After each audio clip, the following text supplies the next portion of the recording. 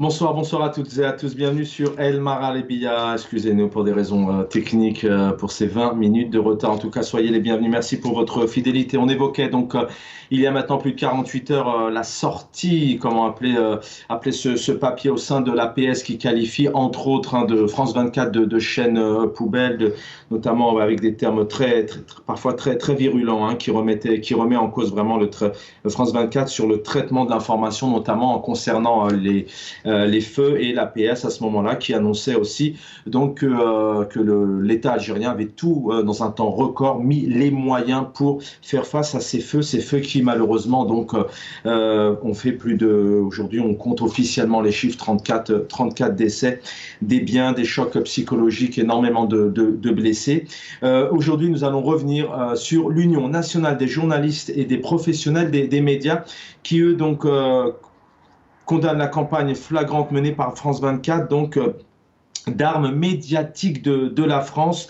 Voilà une couverture qui a mené France 24 sur les incendies, une tentative donc misérable et désespérée de semer la discorde en répandant des mensonges sur donc les causes de l'incendie des forêts. Je vous en lis quelques extraits rapidement, on est en retard, mais pour notamment les non-arabophones, le communiqué donc de ce syndicat prétend que l'article de France 24 accuse les autorités algériennes de ne pas pouvoir faire face à éteindre les feux sans qu'il n'y ait notamment de victimes. Le communiqué toujours de ce syndicat qualifie France 24 de chaîne de la honte et que les poisons que France 24 donc, est en train de propager n'affecteront pas l'unité et la cohésion des Algériens. On va essayer de voir si ce n'est pas encore disproportionné. Ici, on nous parle vraiment de poison après qu'un média, donc en l'occurrence français, donc ait fait un article. Allez, très rapidement, sans plus tarder, je vais inviter mes invités, s'il vous plaît, vraiment à nous proposer, merci pour votre fidélité, des analyses les plus courtes et les plus rapides afin que vous ayez un maximum de tours de temps de parole avec nous. Tahal Sisli, bonsoir cher Tahal, bienvenue. Militant politique et vous êtes membre de Libérons l'Algérie. Bonsoir.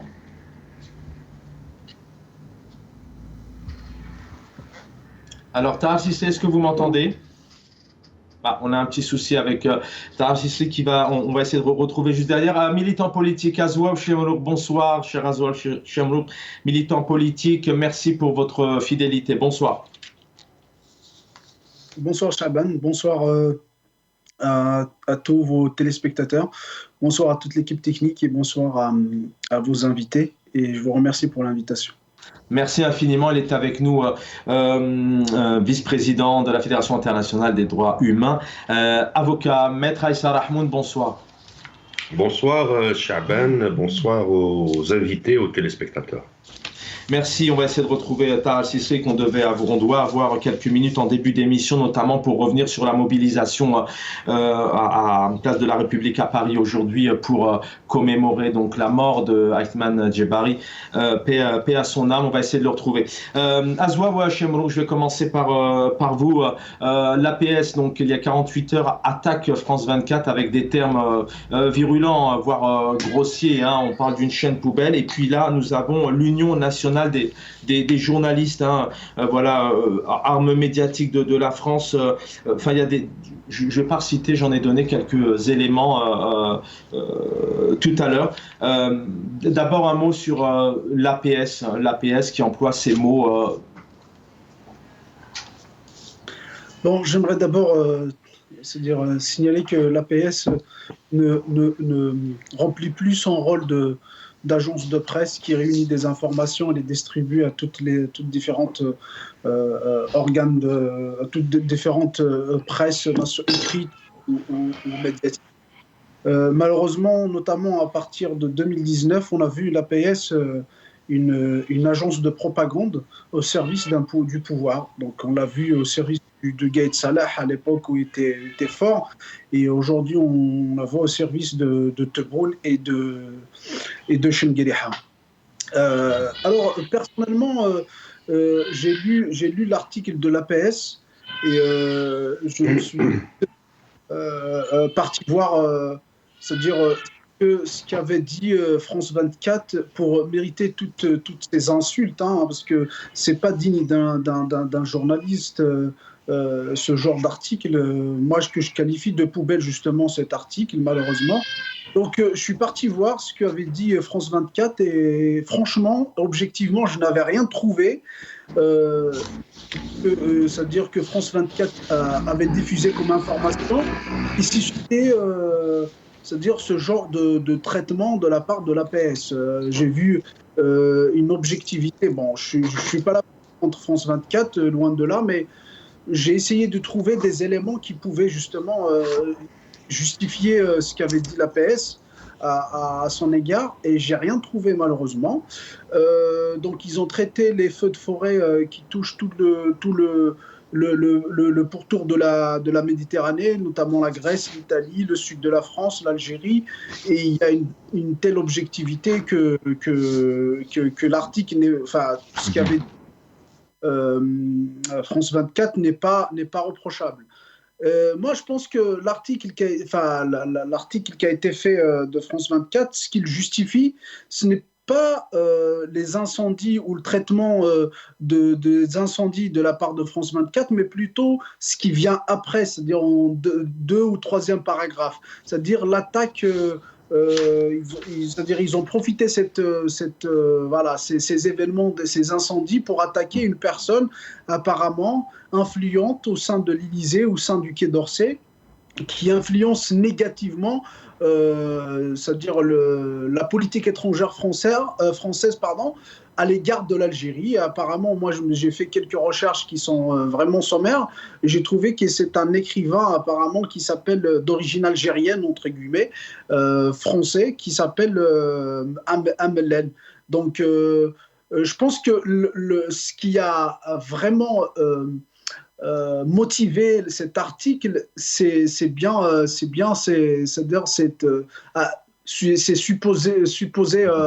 Mais ce qui est intéressant dans cet article, c'est qu'on a tout de même un pouvoir algérien qui tente aussi de diriger, parfois de recadrer sur une cohésion nationale, sur une unité, sur un respect, etc.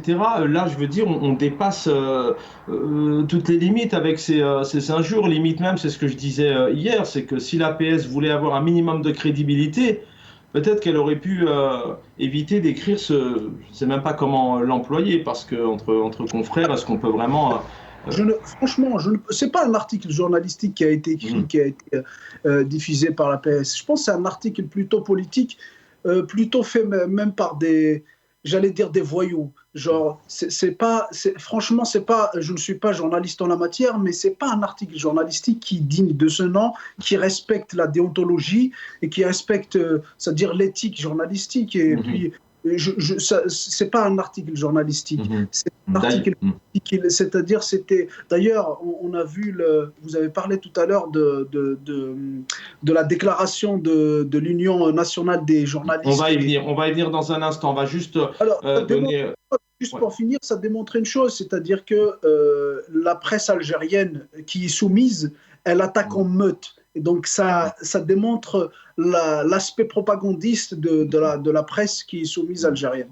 On va y venir dans un instant pour savoir d'où sort cette union nationale des journalistes et des professionnels des médias. Alors, quand je dis d'où sort, parce que nous ici qui traitons tout de même énormément de l'actualité de nos confrères et consoeurs journalistes en Algérie, pour l'instant, on n'a jamais vu de syndicat, encore moins cette union-là, notamment montée au créneau lorsque des journalistes sont arrêtés.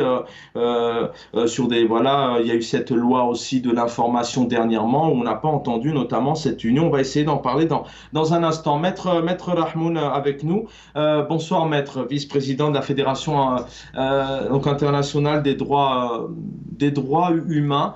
C'est digne d'une agence officielle de presse qui se doit normalement d'être impartiale. Est-ce que ça c'est digne vraiment d'une Algérie qui dernièrement d'ailleurs a été qualifiée positivement par plusieurs chercheurs, penseurs d'idées, cette Algérie qui est l'idée de la liberté, de l'émancipation, d'une réelle indépendance?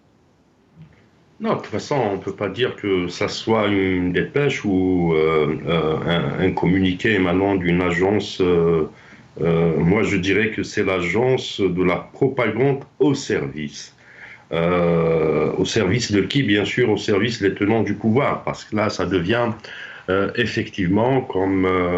Parenthèse, Maître Rahmoun, cette APS est au service, mais pourquoi? Alors, bon, on comprend bien, effectivement, on lit encore dernièrement, je le disais, le 12 juillet dernier, on voyait donc une APS qui entrait en campagne pour le président algérien, mais pourquoi est-ce qu'on ne donne pas des directives à cette APS pour justement être constructif, courtois, professionnel? Parce qu'il n'y a pas d'esprit professionnel dans l'exercice journalistique déjà en Algérie. Quand on voit toutes les lois scélérates qui sont pendues à l'occasion de la gestion et de l'organisation de cette profession, qui n'est pas une profession, mais plutôt un mandat. Parce que là, c'est étroitement lié au droit du citoyen à l'information, à la vérité et à l'accès à l'information. Donc, avec une agence pareille, ce n'est pas pour défendre effectivement France 24 ou un autre organe de presse international, quel qu'il soit, ou même des journalistes en Algérie, quoi qu'on a le devoir de défendre cette profession quand le titulaire et celui qui exerce cette profession est atteint dans ses droits. Donc aujourd'hui, l'APS est un organe de propagande du régime politique algérien. Ce n'est pas aujourd'hui seulement, mais depuis fort longtemps. Cet organe de presse ne peut pas accuser un autre organe de presse en utilisant probablement le même procédé. L'Élysée aussi en prend pour son grade. Hein. Là, l'APS est utilisée aussi en tout cas, on utilise le pouvoir, donc utilise aussi pour s'en prendre à l'Élysée. Je ne vais pas relire puisque je préfère vous entendre. On dit dans les mœurs journalistiques, que ce soit en France ou en Algérie, que France 24 est une chaîne du Quai d'Orsay. Du moins, c'est ce que les observateurs politiques nous disent. Actuellement, si c'est vrai que France 24 est une chaîne du Quai d'Orsay, il s'agit entre autres d'un débat entre les deux décideurs des deux rives, que ce soit les décideurs algériens ou les décideurs français. Actuellement, le régime algérien est en train de se faire des ennemis partout dans le monde, que ce soit avec nos voisins, dans la région, dans la rive nord de la Méditerranée. Et un régime politique qui veut le développement pour ses citoyens, pour sa population et sa société, ne va pas se faire autant d'ennemis. Actuellement, il faut se poser la question, le régime algérien doit-il définitivement dire basta, arrêtons les relations avec la France, qu'il soit très clair et qu'il rappelle l'ambassadeur pas convoqué, qu'il rappelle définitivement l'ambassadeur d'Algérie en France en menant ce franc-parler, cette position politique, cette diplomatie offensive pour dire que la France est aujourd'hui un danger pour l'Algérie. Force est de constater aujourd'hui que le régime algérien est un régime très dangereux. C'est un régime qui est dangereux vis-à-vis de sa population. Il n'arrête pas à mettre des militants, des journalistes, des activistes, des opposants en prison. Il n'arrête pas à l'occasion de l'utilisation du mécanisme de l'article 87 bis du Code pénal d'accuser toute velléité d'opposition, tout citoyen qui s'oppose à ce régime d'accusation de terrorisme. Et l'accusation de terrorisme pour un militant politique, pour un activiste, est vraiment une condamnation à perpétuité avant que l'exécution, que le jugement ne soit rendu. Donc aujourd'hui, on se retrouve dans une situation kafkaïenne où le régime algérien interdit aux citoyens l'accès à l'information, interdit l'exercice de la profession et interdit aux autres organes de presse internationaux l'exercice de leur profession. Restez avec nous, maître. Azouar Chenouk, tout de même, je vous interpelle là-dessus parce qu'à l'intérieur de ce que nous dit la PS, il y a l'Élysée, il y a France 24, mais on nous dit aussi clairement, encore une fois, et ça c'est ce qui choque énormément, et le bilan est lourd, il est là, c'est un drame. On nous dit clairement que l'État algérien a pris les leçons de 2021 et que l'État algérien avait mis tous les moyens nécessaires pour faire face, et ce dans un temps record, alors qu'on lit, je faisais tout à l'heure la revue de presse cet après-midi, on a beaucoup aujourd'hui d'Algériens et d'Algériennes qui disent que ça s'est arrivé très tardivement, qu'on est avec des branchages, avec des seaux d'eau. Quand vous entendez ça et qu'il y a des morts encore aujourd'hui pour des feux, vous êtes en colère, vous êtes scandalisé, on prend les Algériens et la presse mondiale pour des imbéciles, excusez-moi avec tout le respect que je dois aux téléspectateurs qui nous regardent. D'abord, permettez-moi de présenter mes sincères condoléances et mes vives pensées aux victimes de ces derniers incendies et mes pensées également à leurs familles. Après, pour répondre à votre question, j'aimerais juste vous rappeler quelque chose qui est franchement... C'est-à-dire pour montrer la responsabilité criminelle de ce pouvoir. L'incompétence criminelle, voire criminelle de ce pouvoir. Il y a quelques temps, il y a 2-3 mois, j'ai vu une vidéo de leur ministre de l'Intérieur qui parlait justement en anticipant les incendies des incendies. C'était au mois de juin, je crois. Et il disait que la situation devrait être maîtrisée. Aux alentours du 20 mai, si je ne me trompe pas. Voilà. Donc il parlait de la situation qui serait entre guillemets maîtrisée parce que tous les moyens étaient c'est-à-dire consentis dans ce sens. Alors qu'on a vu tout à fait le contraire, malheureusement, pendant les 3 ou 4 jours des incendies. C'est-à-dire que ça démontre l'incompétence de ce pouvoir. Et malheureusement, c'est une incompétence criminelle. C'est-à-dire qu'ils n'ont pas laissé... C'est-à-dire les populations locales prendre leur destinée en main c'est-à-dire en se protégeant contre ces incendies qui reviennent chaque année, mais pire, c'est-à-dire qu'ils n'ont pas mis les moyens nécessaires par rapport à ça. Donc il y a la question. Mais pourquoi est-ce que à un moment donné, vraiment, les images sont là aujourd'hui, il y a les internautes, d'ailleurs, ce sont eux qui font le journalisme et l'investigation, parce que on voit des seaux d'eau, on voit du branchage, comment une APS, un pouvoir algérien peut tenter de faire avaler ça aux Algériens et aux Algériennes, à la presse mondiale, enfin c'est vu partout. On rappelle aux téléspectateurs sur le pourtour méditerranéen, aujourd'hui officiellement l'Algérie compte 34 décès, paix à leur âme, et en gros vraiment sur tous les feux qu'on a pu avoir en Grèce, en Italie, en Espagne, en Tunisie, au Maroc, en Turquie, etc., on totalise à peu près 40 décès, et souvent malheureusement ce sont des professionnels des incendies. Comment on peut faire avaler ça aux Algériens et aux Algériennes? C'est du mépris? Certainement, c'est du mépris, ça c'est sûr.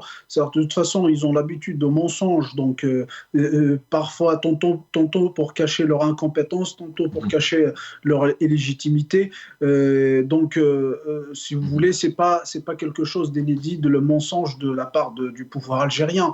Donc, ils ont toujours eu recours au mensonge. Et malheureusement, aujourd'hui, c'est-à-dire, c'est des mensonges criminels, c'est une incompétence criminelle. C'est-à-dire que ils n'ont pas. D'ailleurs, si on prend l'exemple des Canadaires. Les Canadaires, ça veut dire des années qu'on en parle.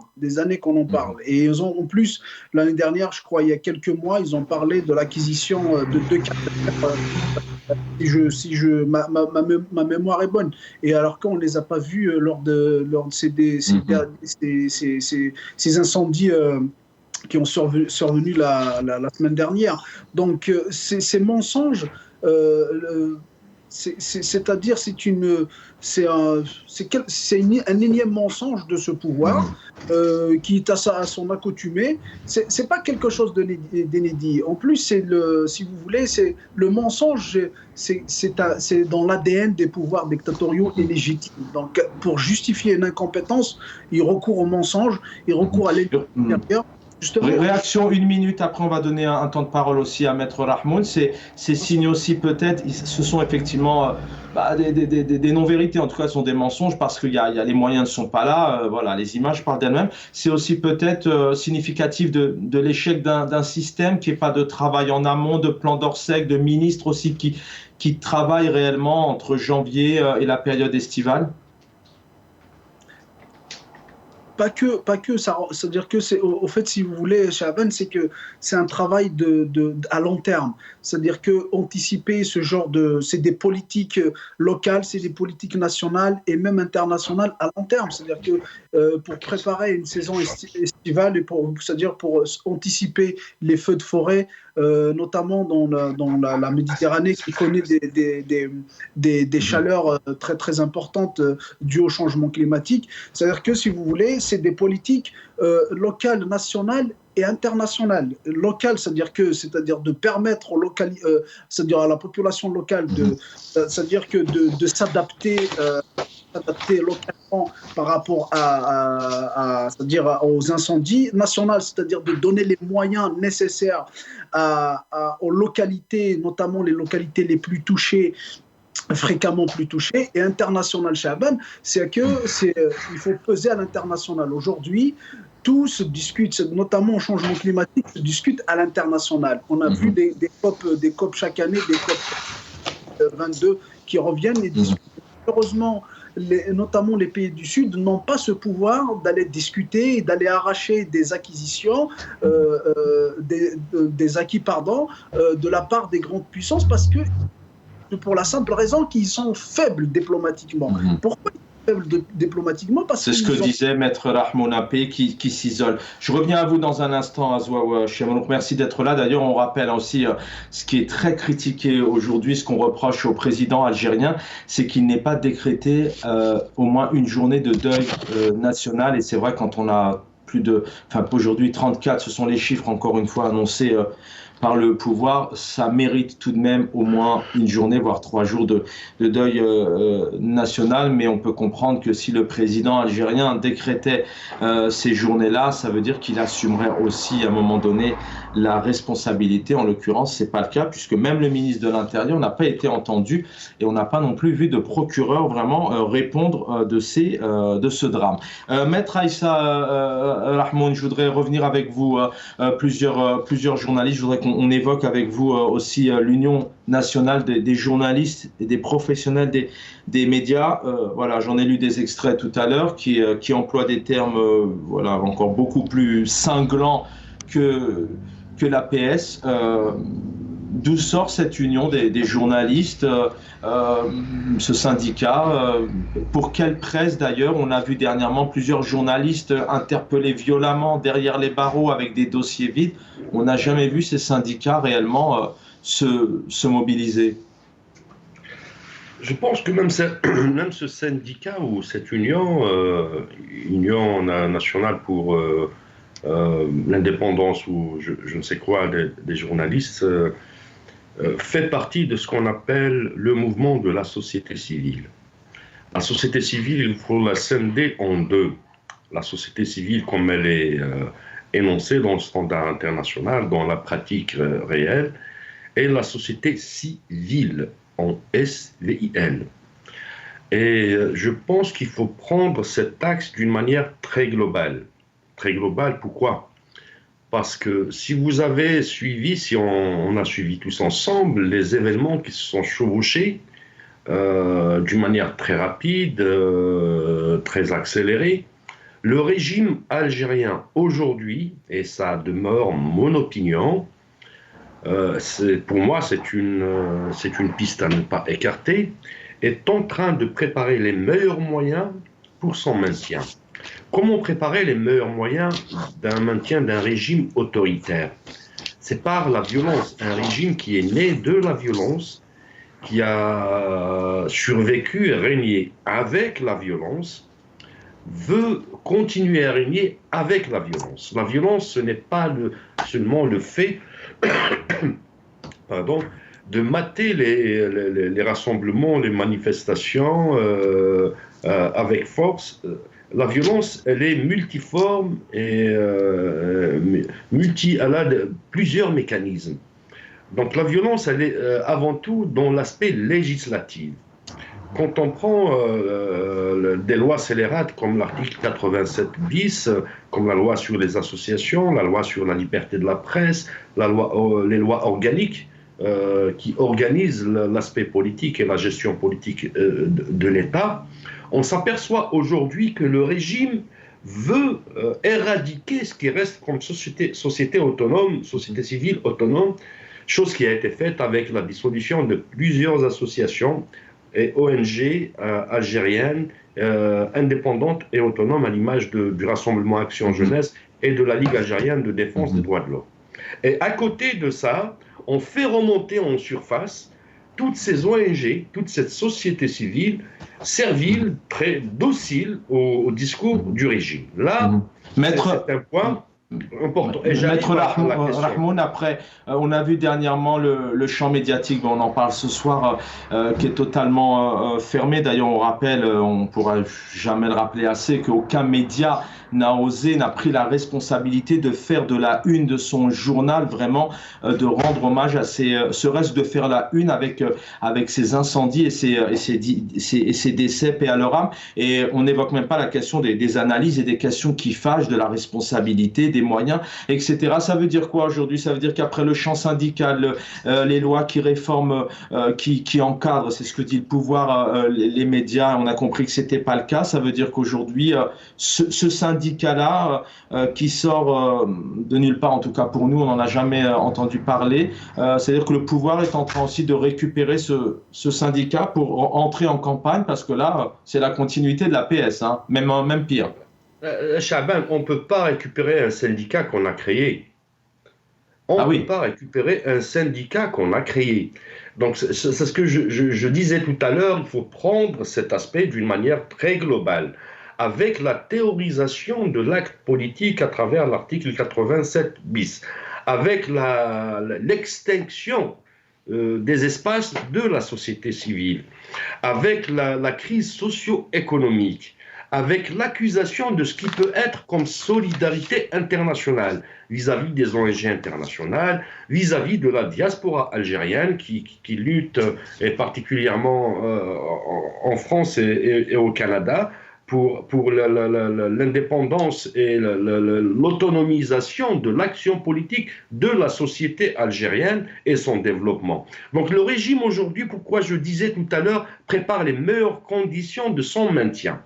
Après le Hirak de 2019, où le peuple algérien avait avait indiqué la voie du pacifisme, de l'unité d'action et de la solidarité entre les Algériens, aujourd'hui le régime revient avec cette violence législative, cette violence politique, cette violence organique pour diaboliser ce qui reste de ce qui est pacifiste chez les Algériens, de ce qui est volonté de vivre ensemble. Aujourd'hui, les instruments de la propagande sont installés à travers, bien sûr, les organes de presse, à travers cette union, ce syndicat fantoche que le régime a créé.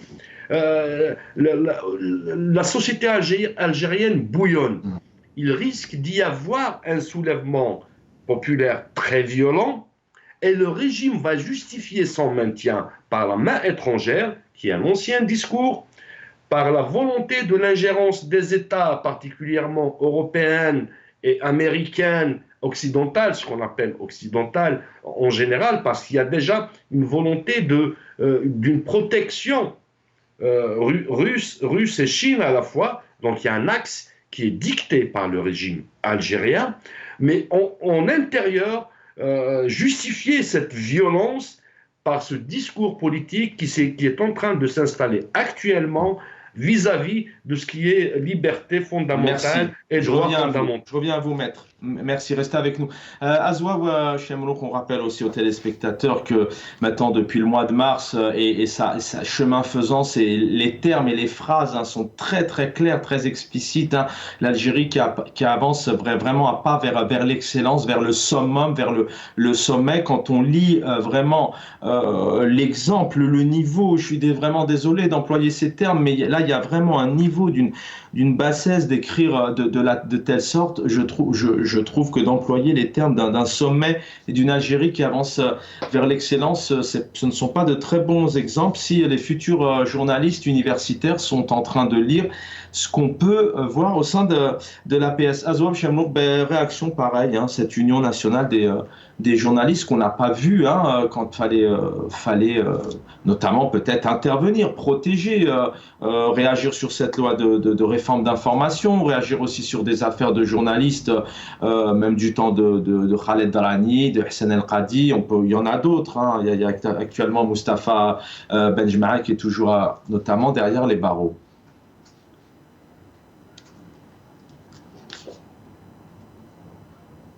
Vous êtes peut-être en mute, cher Azwa. Oui, pardonnez-moi. Donc je disais, c'est que ce que d'ailleurs c'est pour juste rebondir sur ce que disait, pour répondre à votre question, rebondir sur ce que disait Aïssa tout à l'heure, et c'est exactement ça. Donc ça rentre dans une stratégie globale du pouvoir algérien, c'est-à-dire que la nature a toujours horreur du vide. Ce qu'a fait le pouvoir algérien, notamment depuis 2019, c'est-à-dire c'est de disloquer toute la société civile. Et pas que. Il y a aussi les partis politiques, il y a aussi tout ce qui représente, c'est-à-dire une société au sens propre du terme. C'est-à-dire qu'il y a le peuple, c'est-à-dire par définition, vous avez le peuple, vous avez la population, et vous avez la société, c'est-à-dire dans sa forme la plus organisée. Et les formes d'organisation d'une société, il y a la société civile, vous avez les partis politiques, vous avez tout ce qui est voilà, société. Et le pouvoir algérien a fait en sorte à ce que toute forme d'organisation, d'ailleurs, parce qu'il faut le rappeler, ce qui fait peur au pouvoir, c'est l'organisation. Parce qu'avec l'organisation, ça permet une maturité politique du citoyen. Et quand le citoyen est mature, donc ça lui procure c'est-à-dire cette capacité d'aller chercher des compromis. Quand on cherche des compromis, ça veut dire union. Et ce qui fait peur au pouvoir, c'est-à-dire c'est l'union de la population. Alors, donc, il a disloqué toute la société qui lui était hostile, mais comme la nature a horreur du vide, donc il fallait lui créer une société parallèle. Et ce que disait Aïssa tout à l'heure, ça rentre exactement dans cette stratégie.